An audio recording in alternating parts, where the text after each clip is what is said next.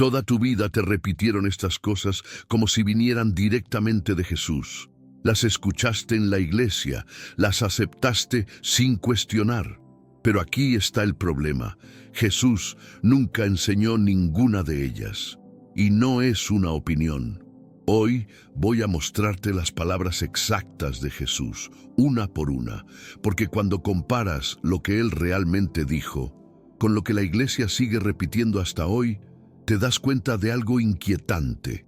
Millones de personas creen cosas que Jesús jamás enseñó. Quédate hasta el final, porque la tercera lo cambia todo. Hay un momento en la vida de cada creyente en el que algo dentro de ti comienza a despertar. Es como si después de años escuchando las mismas enseñanzas, las mismas frases repetidas desde el púlpito, algo en tu espíritu empezara a cuestionar, no por rebeldía, no por falta de fe, sino por hambre de verdad. Porque amar a Dios con todo tu entendimiento, como dice en Marcos 12:30, implica también usar ese entendimiento para discernir qué es auténtico y qué no lo es. Durante siglos, la Iglesia institucional ha construido doctrinas, tradiciones y enseñanzas que se han transmitido de generación en generación. Muchas de ellas son hermosas, muchas han consolado corazones y fortalecido la fe. Pero otras, aunque bien intencionadas, no tienen su origen en las palabras de Cristo. Y eso es algo que necesitamos enfrentar con valentía y honestidad. Hoy quiero llevarte a un viaje de descubrimiento, no para destruir tu fe, sino para purificarla. No para alejarte de Jesús, sino para acercarte más a lo que Él realmente enseñó. Porque la verdad, cuando es genuina, nunca teme ser examinada. Jesús mismo dijo en Juan 8:32, «Conoceréis la verdad, y la verdad os hará libres». La primera enseñanza que debemos examinar es una de las más repetidas en los círculos religiosos. La idea de que para ser salvo necesitas pertenecer a una denominación específica, seguir rituales particulares o cumplir con ciertos requisitos institucionales. ¿Cuántas veces has escuchado que fuera de cierta iglesia no hay salvación? ¿Cuántas veces te han dicho que si no te bautizan de determinada manera, si no guardas ciertos días, si no sigues ciertas tradiciones, tu salvación está en peligro? Pero cuando abres los evangelios y lees con atención lo que Jesús realmente dijo, encuentras algo completamente diferente. En Juan 3:16, probablemente el versículo más conocido de toda la Biblia, Jesús declara: «Porque de tal manera amó Dios al mundo, que ha dado a su Hijo unigénito, para que todo aquel que en Él cree no se pierda, mas tenga vida eterna». Observa la simplicidad de esas palabras. Todo aquel que en Él cree. No dice todo aquel que pertenezca a esta organización. No menciona rituales específicos. No establece requisitos denominacionales. La salvación que Jesús ofrece es un regalo de gracia basado en la fe, no en la membresía de una institución humana. Piensa en el ladrón en la cruz. Ese hombre que estaba siendo crucificado junto a Jesús no tuvo tiempo de unirse a ninguna iglesia, no pudo ser bautizado, no asistió a ningún curso de membresía, no diezmó ni sirvió en ningún ministerio. Sin embargo, cuando reconoció a Jesús como Señor y le pidió que se acordara de él, ¿qué le respondió Cristo? En Lucas 23:43 leemos: «De cierto te digo, que hoy estarás conmigo en el paraíso». Hoy, no después de cumplir requisitos, no después de pasar por procesos institucionales.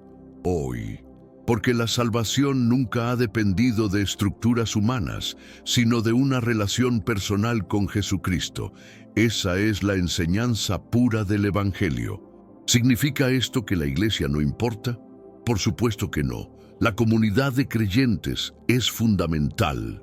En Hebreos 10:25 se nos anima a no dejar de congregarnos. Pero hay una diferencia abismal entre valorar la comunión con otros creyentes y convertir la membresía institucional en un requisito para la salvación. La primera es bíblica. La segunda es una distorsión que Jesús nunca enseñó. A lo largo de su ministerio, Jesús se enfrentó constantemente a los líderes religiosos, que habían convertido la fe en un sistema de reglas y requisitos. Los fariseos eran expertos en esto. Habían creado todo un sistema de tradiciones humanas que, con el tiempo, se volvieron tan importantes como la palabra de Dios misma. Y Jesús los confrontó directamente.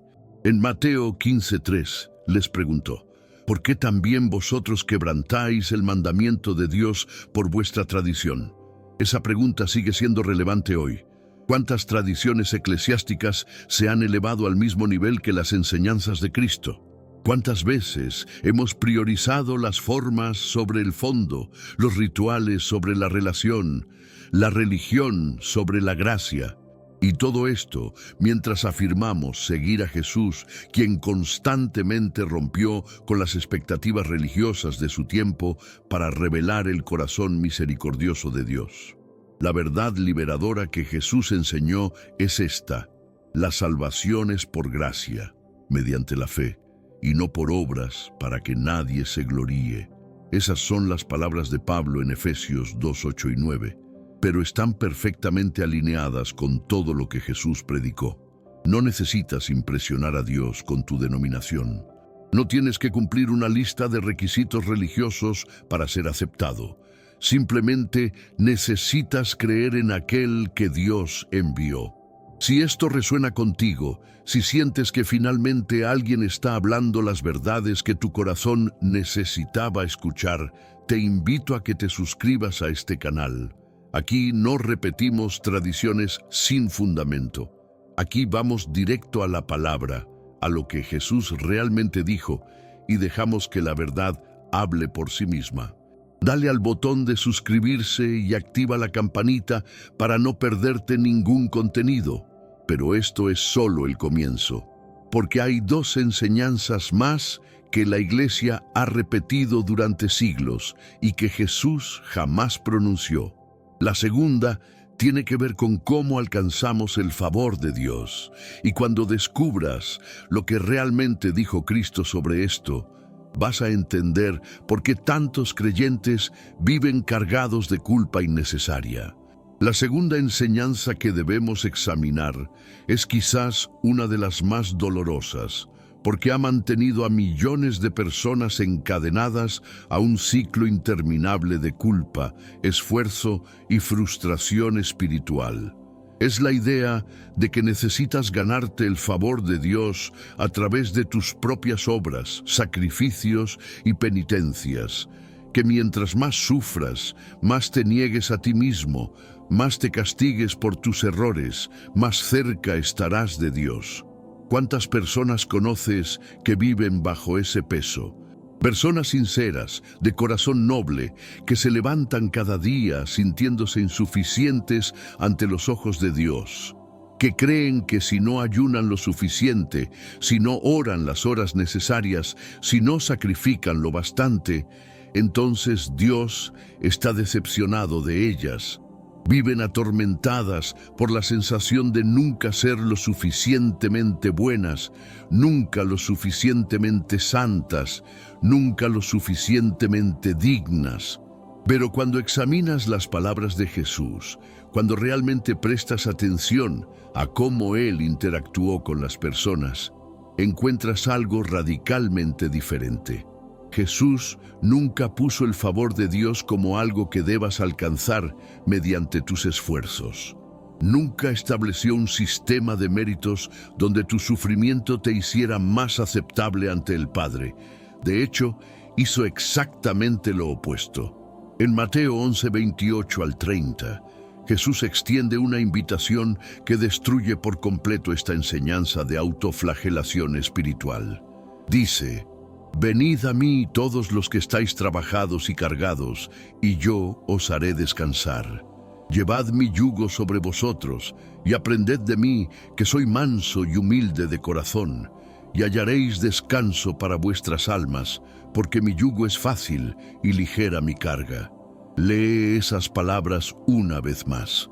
Jesús no dice, trabajen más duro, sacrifíquense más, carguen con pesos más pesados y quizás algún día sean dignos. Dice exactamente lo contrario.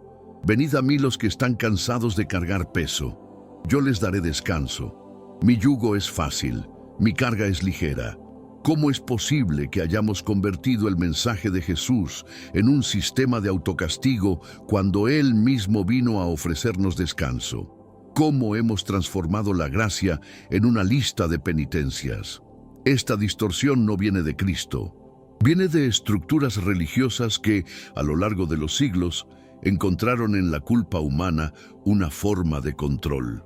Piensa en la mujer samaritana junto al pozo en Juan 4. Ella había tenido 5 maridos y estaba viviendo con un hombre que no era su esposo. Según los estándares religiosos de la época, era una mujer inmoral, indigna, manchada.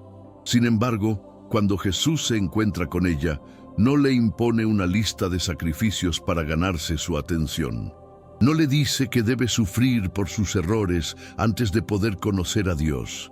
En cambio, le ofrece agua viva, le revela verdades espirituales profundas, la trata con dignidad y respeto. Y esa mujer, sin hacer ninguna penitencia previa, sin cumplir ningún requisito religioso, se convierte en la primera evangelista en Samaria. Corre a su pueblo y les dice, venid, ved a un hombre que me ha dicho todo cuanto he hecho. ¿No será este el Cristo? El favor de Dios no fue algo que ella tuvo que ganar. Fue un regalo que recibió en su condición actual. Y esa es la esencia del Evangelio que Jesús predicó. Dios no espera que te vuelvas perfecto para amarte. Te ama primero, y ese amor es lo que te transforma. O considera la historia del hijo pródigo en Lucas 15.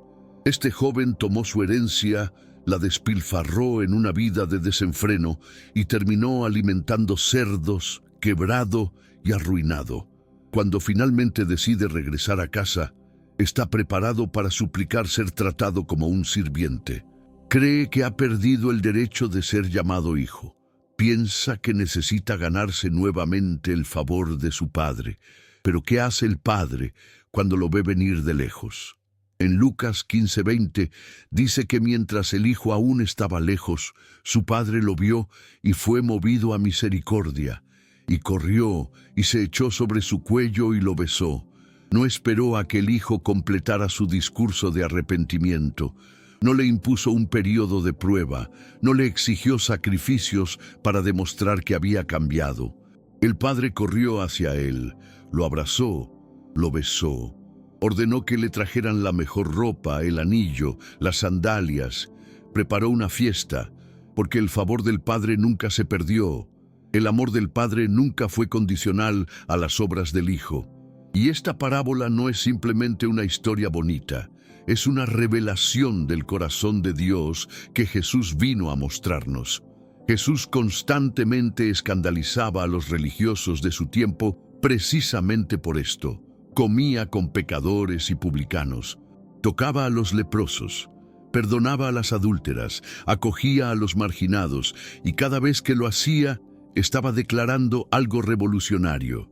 El favor de Dios no se gana con sacrificios religiosos, sino que se recibe con fe humilde. En Lucas 18, Jesús cuenta la parábola del fariseo y el publicano.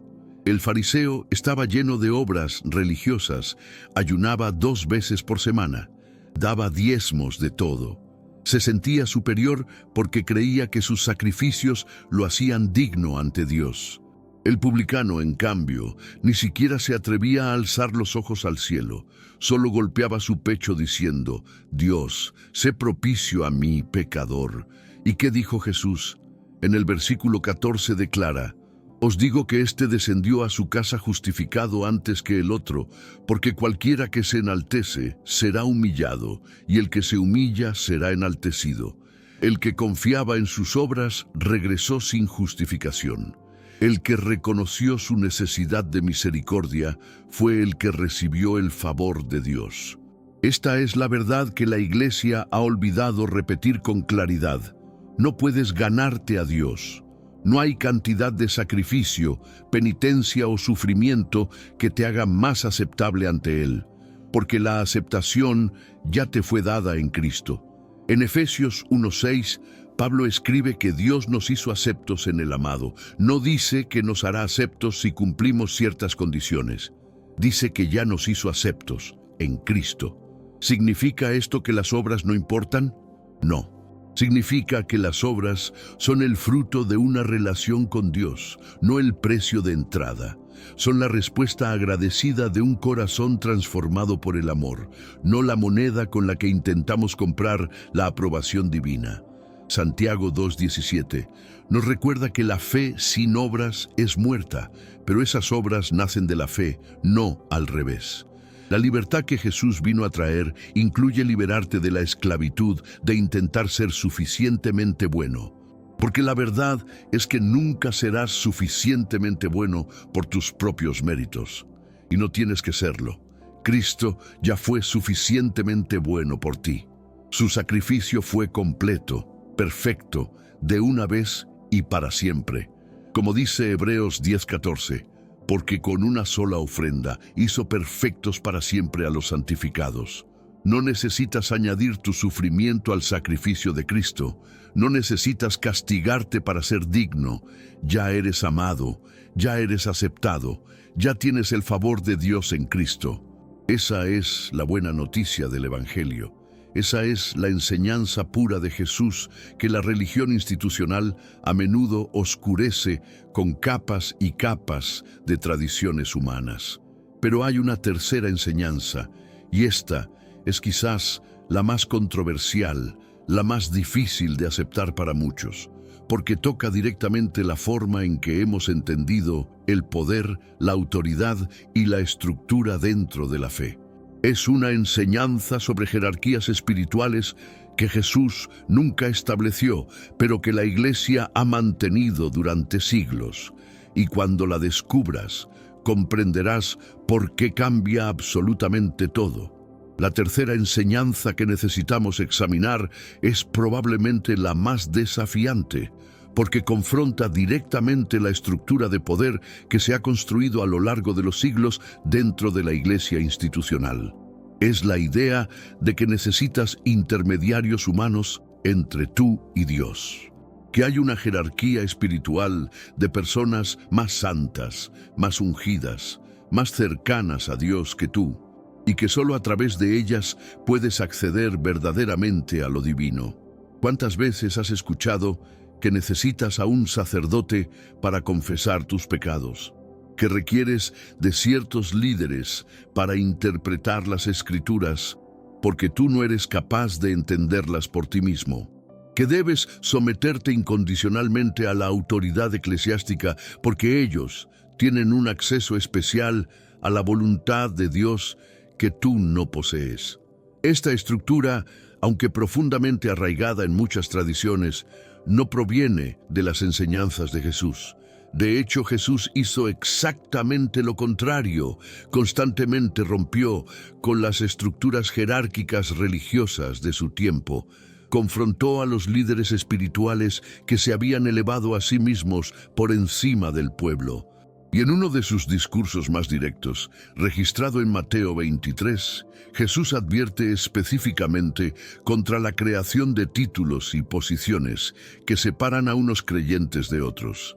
En Mateo 23, 8 al 10, Jesús dice algo revolucionario.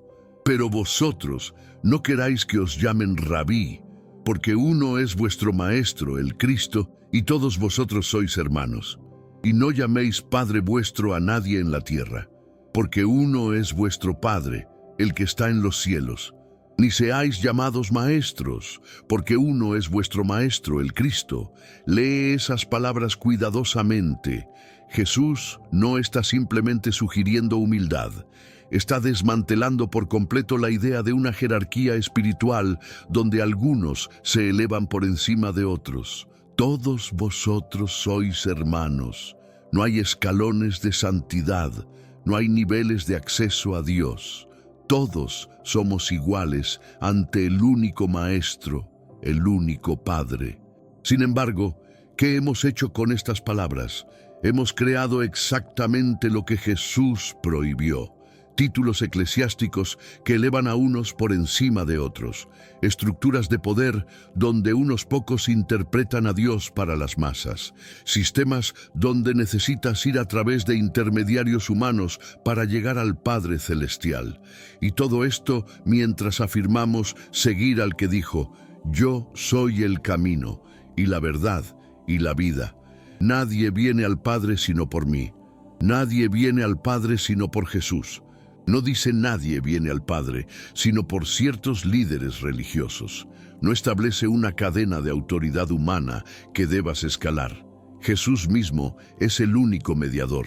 Primera de Timoteo 2:5 lo confirma con claridad absoluta, porque hay un solo Dios y un solo mediador entre Dios y los hombres, Jesucristo hombre, un solo mediador, no una clase sacerdotal, no una jerarquía de intermediarios, un solo camino directo al Padre, y ese camino es Cristo. Esta verdad era tan central al Evangelio que cuando Jesús murió en la cruz, algo profundamente simbólico sucedió. Mateo 27:51 nos dice: y he aquí, el velo del templo se rasgó en dos, de arriba a abajo. Ese velo separaba el lugar santísimo, donde se creía que habitaba la presencia de Dios, del resto del templo. Solo el sumo sacerdote podía entrar allí, y solo una vez al año. Era el símbolo máximo de la separación entre Dios y el pueblo, de la necesidad de intermediarios para acceder a lo divino. Pero cuando Jesús entregó su espíritu, ese velo se rasgó, de arriba a abajo, no de abajo arriba, como si fuera obra humana, sino de arriba a abajo, como acción divina. Dios mismo rasgó el velo. Dios mismo eliminó la barrera. Dios mismo declaró que ya no se necesitan intermediarios humanos porque Cristo abrió un camino nuevo y vivo para que todos, sin excepción, puedan acercarse directamente a Él. Hebreos 10, 19 al 22 lo expresa hermosamente. Así que, hermanos, teniendo libertad para entrar en el lugar santísimo por la sangre de Jesucristo, por el camino nuevo y vivo que Él nos abrió a través del velo, esto es, de su carne, y teniendo un gran sacerdote sobre la casa de Dios, acerquémonos con corazón sincero, en plena certidumbre de fe. Acerquémonos. No dice acérquense a través de un sacerdote humano. Dice, acerquémonos nosotros mismos directamente con plena certidumbre, porque en Cristo todos somos sacerdotes. Primera de Pedro 2:9 declara: mas vosotros sois linaje escogido, real sacerdocio, nación santa, pueblo adquirido por Dios. No dice que algunos de ustedes son sacerdotes, dice que todos lo son. Jesús vino a democratizar el acceso a Dios. Vino a eliminar las barreras que la religión había construido. Vino a declarar que cada persona, sin importar su posición social, su educación, su género o su historia, tiene acceso directo e inmediato al trono de la gracia. Y cualquier sistema que vuelva a levantar esas barreras está traicionando la esencia misma del Evangelio. Piensa en cómo Jesús interactuaba con las personas. Nunca les dijo que necesitaban ir primero a los líderes religiosos para luego poder acercarse a Él. Los niños corrían hacia Jesús y Él los recibía, aunque los discípulos intentaran detenerlos. Las mujeres, consideradas ciudadanas de segunda clase en esa cultura, conversaban directamente con Él y recibían enseñanzas profundas. Los marginados, los excluidos del sistema religioso, encontraban en Jesús un acceso directo a Dios que la religión les había negado. Y cuando los discípulos comenzaron a discutir sobre quién sería el mayor en el reino de los cielos, Jesús los confrontó inmediatamente. En Mateo 18, 1 al 4, llamó a un niño, lo puso en medio de ellos y dijo: de cierto os digo, que si no os volvéis y os hacéis como niños, no entraréis en el reino de los cielos. Así que cualquiera que se humille como este niño, ese es el mayor en el reino de los cielos. El más grande no es el que tiene el título más elevado. no es el que ocupa la posición más alta en la jerarquía religiosa. Es el que se humilla, el que sirve, el que reconoce que ante Dios todos somos iguales. En Marcos 10:42 al 45, Jesús lo dice aún más claramente. Sabéis que los que son tenidos por gobernantes de las naciones se enseñorean de ellas, y sus grandes ejercen sobre ellas potestad. Pero no será así entre vosotros, sino que el que quiera hacerse grande entre vosotros será vuestro servidor. No será así entre vosotros. Jesús está estableciendo un modelo completamente diferente para su comunidad. No jerarquías de poder, no estructuras de dominio, sino servicio mutuo, donde la grandeza se mide por cuánto sirves, no por cuánto control ejerces sobre otros. Y el ejemplo máximo de esto fue el propio Jesús, quien siendo Dios se hizo siervo de todos. ¿Significa esto que no debe haber líderes en la iglesia? No. Significa que esos líderes son servidores, no señores. Son guías, no intermediarios. Son hermanos mayores en la fe, no una clase especial de personas más santas o más cercanas a Dios. En 1 de Pedro 5:3, el apóstol instruye a los ancianos de la iglesia diciendo: no como teniendo señorío sobre los que están a vuestro cuidado, sino siendo ejemplos de la grey. Ejemplos, no señores, siervos, no mediadores. La autoridad en la Iglesia de Cristo nunca fue diseñada para crear distancia entre Dios y su pueblo, sino para equipar a cada creyente para que tenga su propia relación directa con el Padre. Efesios 4:11 al 12 explica que Dios dio apóstoles, profetas, evangelistas, pastores y maestros a fin de perfeccionar a los santos para la obra del ministerio. Los líderes existen para equiparte, no para reemplazarte, para empoderarte, no para controlarte, para ayudarte a crecer en tu propia relación con Dios, no para convertirse en el canal exclusivo a través del cual puedes conocerlo. Porque Jesús ya abrió el camino, Jesús ya rasgó el velo, Jesús ya te dio acceso directo y completo al Padre. Esta verdad es liberadora y al mismo tiempo inquietante. Liberadora porque significa que no dependes de ningún ser humano para tu relación con Dios. Inquietante porque te hace responsable de esa relación. No puedes delegar tu fe a un intermediario. No puedes tercerizar tu caminar espiritual. Tú mismo puedes y debes acercarte al trono de la gracia. Y cuando comprendes esto, cuando realmente lo interiorizas, todo cambia. Cambia la forma en que ves tu fe. Cambia la manera en que te relacionas con los líderes religiosos. Cambia tu comprensión de quién eres en Cristo, porque ya no eres un súbdito dependiente de una jerarquía religiosa. Eres un hijo o hija amado del Altísimo, con pleno acceso al Padre a través de Jesucristo. Ahora lo sabes. 3 enseñanzas que se han repetido durante siglos como si vinieran de Jesús, pero que Él nunca enseñó. La salvación por membresía institucional, el favor de Dios a través de sacrificios y penitencias, y las jerarquías espirituales que te separan de Dios. Ninguna de estas proviene de Cristo. Gracias por quedarte hasta el final y permitir que la verdad confronte las tradiciones. Si este video abrió tus ojos, te invito a suscribirte al canal y activar la campanita para recibir más contenido que va directo a la palabra sin rodeos. Dale like si esto resonó en tu corazón y déjame un comentario compartiendo cuál de estas 3 verdades te impactó más. Tu testimonio puede ayudar a otros y no te detengas aquí. Continúa explorando las verdades ocultas del cristianismo con los videos que aparecerán en tu pantalla. Porque cuando conoces lo que Jesús realmente dijo, tu fe se transforma para siempre.